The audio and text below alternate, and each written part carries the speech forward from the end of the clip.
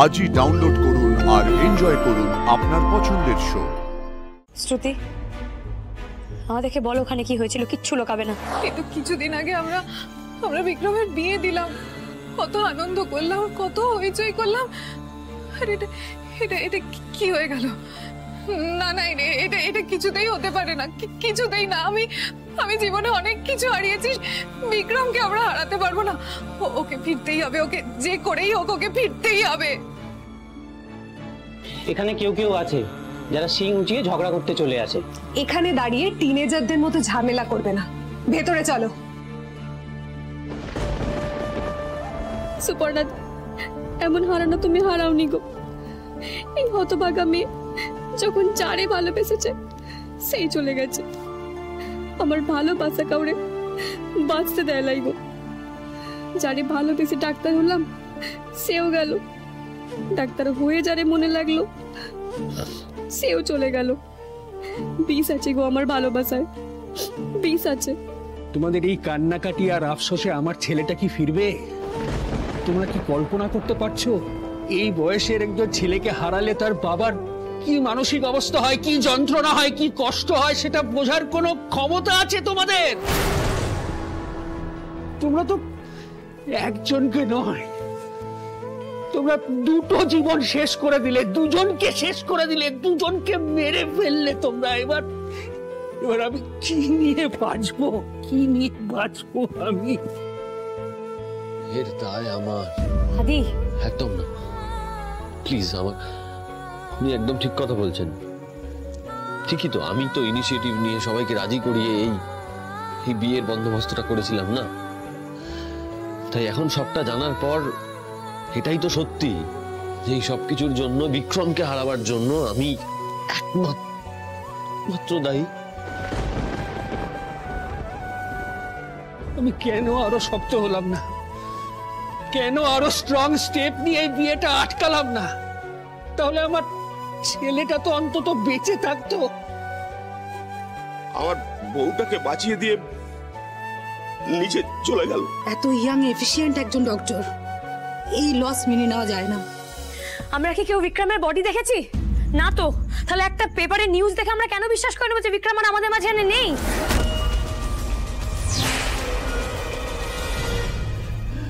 না না, এক এক করে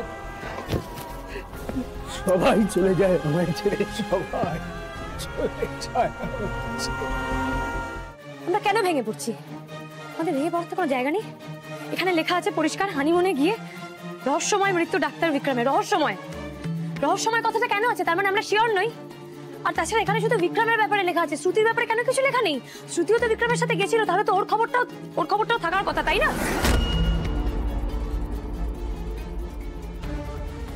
হানিমুনে গিয়ে মেরিনেস্টের ডাক্তার বিক্রমের রহস্য মৃত্যু। আমাদের সোর্স থেকে জানা যায় কিছুদিন আগেই ডাক্তার বিক্রমের বিয়ে হয় শ্রুতির সাথে। আর এই শ্রুতিকে নিয়েই শুরু হয়েছে রহস্যের ঘনঘটা। কয়েকদিন আগেই শ্রুতি মেডেনিস্টে ভর্তি ছিলেন। জানা গিয়েছিল ডক্টর বিক্রমের জন্য উনি সুইসাইড অ্যাটেম্প্ট করেছেন। আর এই খবর আমাদের চ্যানেল থেকে কভার করা হয়েছিল। সেখানে আপনারা দেখতে পেয়েছেন যে শ্রুতির প্রতি মেডেনিস্টের অতি তৎপরতা। একজন পেশেন্টকে নিয়ে কিসের এত রাগঢাক? আর তাছাড়া শ্রুতির সঙ্গে বারবার আমরা কথা বলতে চেয়েছিলাম, কিন্তু মেডেনিস্ট থেকে কেউ সেটা অ্যালাউ করেনি। তার কিছুদিন পরেই জানা যায় শ্রুতির সঙ্গেই বিক্রমের বিয়ে। বিয়ের পরে তারা হানিমুনে যায় এবং তার মৃত্যু হয়, কিন্তু তার মৃত্যু কোনো সাধারণ মৃত্যু নয়। মেডেনিস্টের ফেমাস সুপার সিক্সের কাছে কি এর কোনো উত্তর আছে? আমরা কৈফিয়ত চাই, রাদা দর্শক কৈফিয়ত চাই। আর শ্রুতির ব্যাপারে এত কিছু কেন লুকোচ্ছিল মেডেনিস্ট? আজকে এত বড় একটা ঘটনা ঘটে গেল, বিক্রম আর নেই। এই রহস্য মৃত্যুর রহস্য কি তবে মেডেনিস্টের ভেতরেই লুকানো রয়েছে? আর শ্রুতি বা কোথায়? আমরা তো ওরও কোনো খোঁজ পাচ্ছি না। শ্রুতিকে তো খুঁজে বের করতে হবে। আমি এক্ষুনি পুলিশকে ফোন করছি। যে অফিসার আমাদের এই টেররিস্ট অ্যাটাকের সময় হেল্প করেছিলেন, আমি তাকেই ফোন করবো, সেই শ্রুতিকে খুঁজে বের করবে। শ্রুতির একটা তো খোঁজ চাই আমাদের। দিদি, দিদি,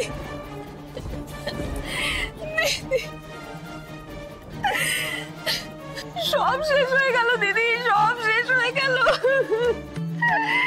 ঠাকুর এত কেন নিষ্ঠুর? আমায় কেন নিয়ে নিল না? আমার তো কেউ নেই দিদি।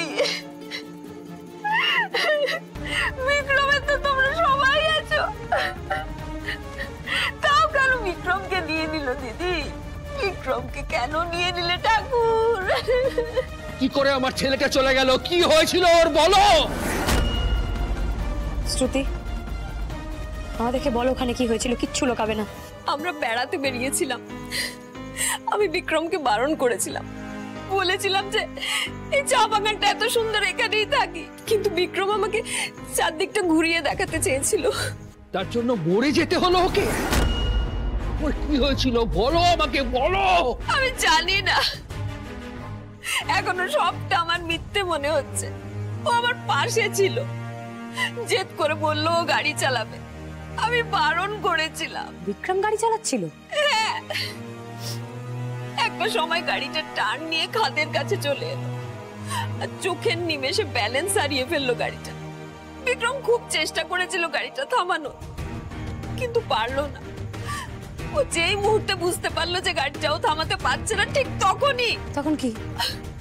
ও আমার তখনই গাড়ি থেকে ধাক্কা মেরে ফেলে দিল। আমাকে বাঁচিয়ে দিয়ে বিক্রম চলে গেল। চোখের নিমেষে গাড়িটা খাদে তলিয়ে গেল। মানতে পারছি না, আমি কিছুতেই এটা মানতে পারছি না। পুলিশে দেব, সব কটাকে পুলিশে দেব আমি। আমার ছেলেটাকে তোমরা সবাই মিলে শেষ করেছো, শেষ করেছো, তোমরা শেষ করেছো। কিচ্ছু কথা গেল না, কিচ্ছু না। আমি এখনো কেন বেঁচে আছি? ভগবান আমার সাথে এই এত বড় অন্যায়টা কেন করলো? আমার তো কেউ ছিল না। বিক্রমকে পেয়ে আমি একটা নতুন জীবন পেয়েছিলাম, ঠাকুর সেটাও তুমি আমার কাছ থেকে নিয়ে নিলে। এই মেয়ে যা যা বলছে সব মিথ্যে, সব ভাওতা। ও যদি ঠিক বলতো তাহলে খবরের কাগজে বেরোতো যে অ্যাক্সিডেন্ট হয়েছে, রহস্যজনক মৃত্যু বলতো না। এই মেয়েটা সব জানে। আমার ছেলের মৃত্যুর পেছনে এই মেয়েটাই রয়েছে। কি বলছেন বাবা আপনি? চুপ করো, একদম বাবা বলে ডাকবে না আমাকে।